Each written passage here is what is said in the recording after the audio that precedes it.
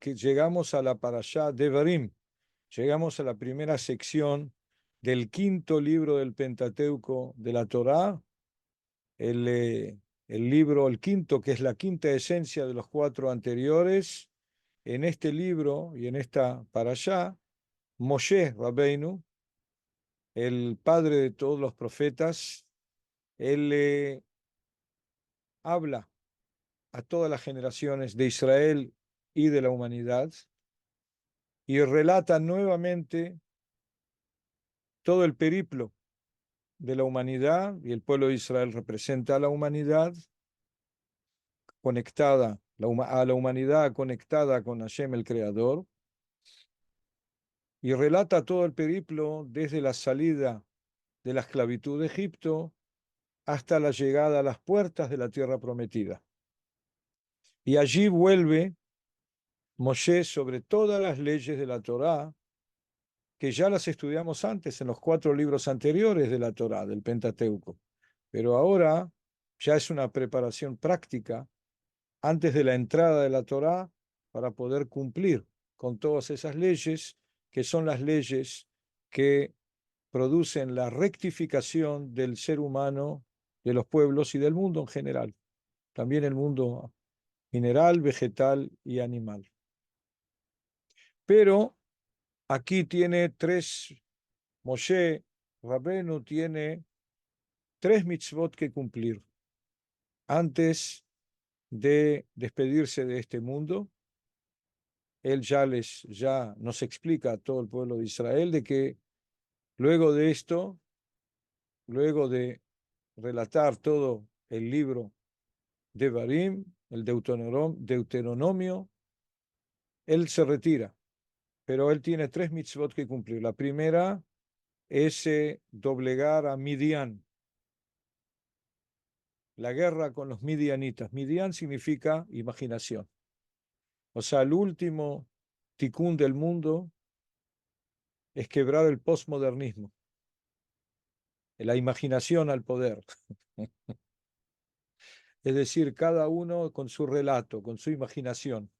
Bueno, hay que elevar esa imaginación, la imagen, y conectarla con la imagen real de la realidad, que es la imagen de Hashem el Creador. Bueno, ese es el ticún de las potencias imaginativas del ser humano y de la humanidad y del mundo.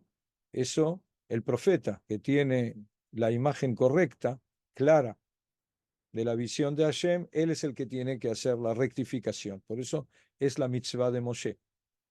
La segunda mitzvah es escribir 13 libros de la Torá.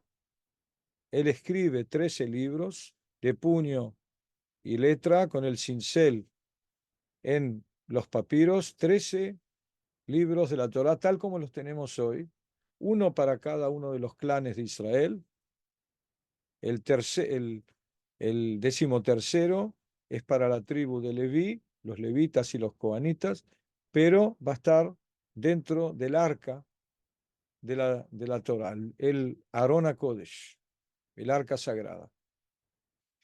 Y la tercera mitzvah es lo que está escrito en esta parashá, Ba'er Eitev, es decir, tienes que aclarar la Torá, no solamente escribirla, las letras, los versículos, los capítulos, sino que también vas a tener que explicarlo, aclararlo. Se llama Baer, que en hebreo significa no solamente aclarar, explicar, un exégesis, sino también colocar luz dentro de los conceptos y las letras. Baer significa beor, es decir, dentro de las letras de la Torá, tú vas a tener que introducir la luz de Hashem para que sea claro, para que se aclare.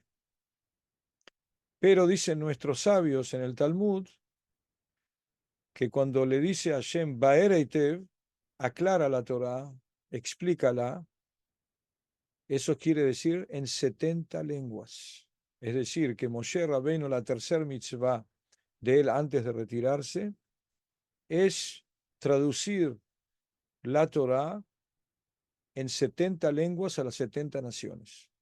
Es decir, en arameo y en griego y en latín y en español y en inglés y en francés y en italiano, etc. 70 lenguas para las 70 naciones. ¿Por qué? Porque cada nación precisa del adiestramiento de la Torá para poder conectarse y rectificarse. Y por lo tanto, Moshe comienza a preparar eso y todas las traducciones que vienen a través de los sabios de Israel, como la Septuaginta y la Vulgata, por ejemplo, vienen de Moshe, vienen de la labor que ya preparó antes de la entrada a la tierra de Israel, Moshe Rabbeinu. Por ejemplo, la Septuaginta es lo que se llama en hebreo, está escrito en el Talmud, Tirgum Ashivim. En la época de Ptolomeo, el rey griego, él ve que los hebreos se separan, se recogen y no van en contacto con la civilización helenista, y entonces él obliga a, a nuestros sabios a traducir la Torá. Nuestros sabios tenían cierto resquemor de traducir la Torá al griego porque estaba el temor de que ellos tomen la Torá en base a conceptos helenistas, conceptos griegos filosóficos. O sea, la diferencia entre la profecía y la especulación filosófica es muy grande. La profecía viene de arriba hacia abajo, del creador a nosotros. En cambio, la especulación filosófica viene de abajo hacia arriba y nunca llega. Entonces había un resquemor. A pesar de eso, vemos de que un error muy grande hubo en esa época que no aclaramos la Torá y no enseñamos la Torá al mundo. Y por lo tanto el mundo viene a atacarnos, viene a pedir lo suyo. Y por lo tanto Ptolomeo toma 70 sabios, los grandes sabios de la época, el gran Sanedrín, el Beidín que había, y los separa en 70 habitaciones cerradas e incomunicadas, con tinta, cinceles, papiros, comida, pero no pueden hablar uno con otro, están incomunicados, hasta que terminen la traducción de la Torá al griego. Los sabios tenían eh, bastante temor. ¿Por qué? Porque si nosotros traducimos la Torá a un helenista, a un griego politeísta, que adora dioses, que cada función física es un dios, es un ente espiritual o mental separado de la unidad superior, entonces es un problema, porque si vamos a decir Bereishit bara Elohim, en un principio crea Elohim, ellos van a decir que hay un Dios que se llama principio, que se llama Génesis, que crea otro Dios que se llama Elohim. Entonces aquí hay un problema grave, van a entenderlo mal. Entonces por eso dice, Hashem el Creador le dice a Moshe, Ba'er Tev, acláralos bien. Quiere decir, tu explicación, tu exégesis de la Torá con la traducción es para aclararlos y para hacerlos bien, para poder llevarlos de la desgragación politeísta a la sabiduría de la unidad de la Torá. Por lo tanto, nuestros sabios, estos 70 sabios, cambian 7 cosas en el orden de los vocablos de los versículos, o sea, cambian el orden de las palabras del versículo para que no se entienda mal, para aclarar la intención de la Torah. Son 7 modificaciones que hacen los 70 sabios que estaban incomunicados sin consultarse uno con otros.